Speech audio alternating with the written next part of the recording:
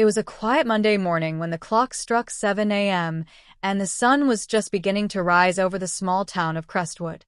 The streets were still sleepy, but inside the local branch of a well-known retail chain, the day was already in full swing. Employees bustled around, stocking shelves, organizing displays, and preparing for the rush of customers that would soon flood the store. Among them was a woman named Clara Bennett, a single mother of two, who had been working there for nearly 6 years.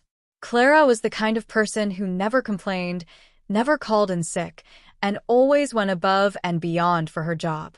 But despite her dedication, she had been overlooked for promotions time and time again. Clara's life was far from easy. She worked 2 shifts a day, one at the store and another at a diner across town, just to make ends meet. Her children, 8-year-old Mia and 5-year-old Noah, were her world. Every morning, she'd wake up at 5 a.m., pack their lunches, drop them off at school, and then rush to work. By the time she got home at night, she was exhausted, but she never let it show. She'd help Mia with her homework, read Noah a bedtime story, and then stay up late to clean the house or mend their clothes. Clara's dream was simple: to give her kids a better life. But lately, that dream felt further and further out of reach. Meanwhile, in a sleek office building downtown, the CEO of the retail chain, a man named Daniel Harper, was preparing for a week undercover. Daniel had started his career as a cashier decades ago, and he believed in staying connected to his employees. Every year, he'd visit one of his stores in disguise, working alongside his staff to understand their challenges and experiences. This year, he chose the Crestwood branch. Daniel arrived at the store early, dressed in a simple uniform, and introduced himself as Dan, a new hire. The manager, a stern woman named Linda, assigned him to work with Clara in the stockroom. From the moment they met, Daniel noticed something special about Clara. She was efficient, kind, and always willing to help others, even when she was clearly overwhelmed. As the days went by, Daniel observed how hard Clara worked. He saw her stay late to help a coworker finish their tasks, even though it meant she'd miss dinner with her kids.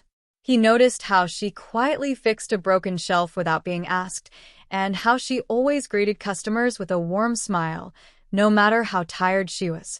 But he also saw how Linda, the manager, constantly dismissed Clara's ideas and gave her the toughest tasks without a word of thanks. One afternoon, during a break, Daniel sat down with Clara in the staff room. "You've been here a while, huh?" he asked casually. Clara nodded, sipping her coffee. "Almost 6 years. It's a good job, pays the bills." Daniel hesitated, then asked, "Ever thought about moving up? Maybe becoming a manager?" Clara's eyes flickered with something. Hope, maybe, or resignation. "I've applied a few times," she admitted.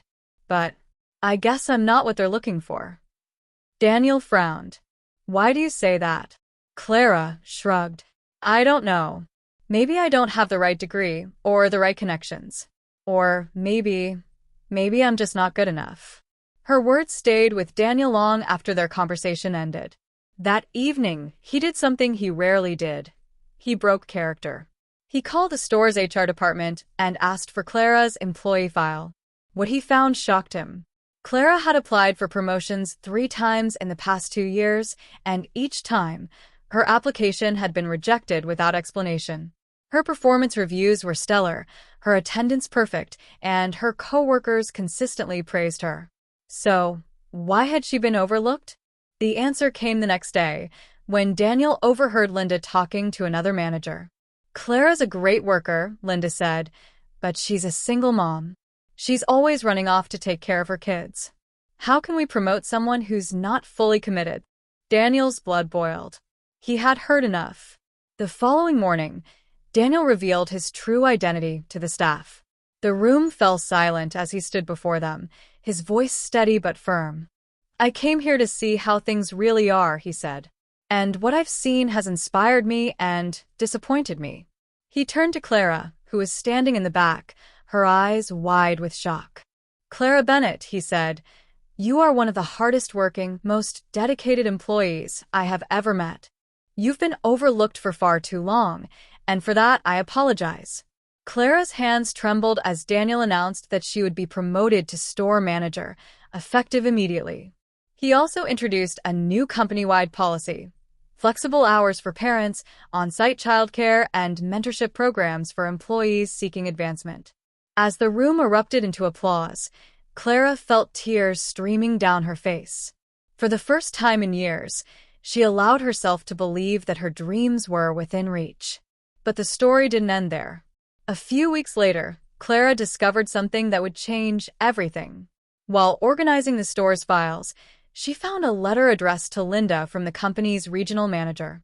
It revealed that Linda had been deliberately blocking Clara's promotions, fearing that Clara's success would overshadow her own. Clara was heartbroken but determined. She confronted Linda, not with anger, but with grace. "I don't know why you did this," she said quietly, "but I forgive you, and I hope you can learn from this." Linda resigned the next day, and Clara stepped into her new role with confidence. She used her position to advocate for other employees, creating a workplace where everyone felt valued and supported. Years later, Clara would look back on that moment as the turning point in her life. It wasn't just about the promotion or the recognition, it was about realizing her own worth. And as she watched her children grow up in a home filled with love and stability, she knew that every sacrifice, every late night, and every tear had been worth it. Because sometimes, all it takes is one person to believe in you, to change everything. And for Clara Bennett, that person was Daniel Harper. But more importantly, it was herself.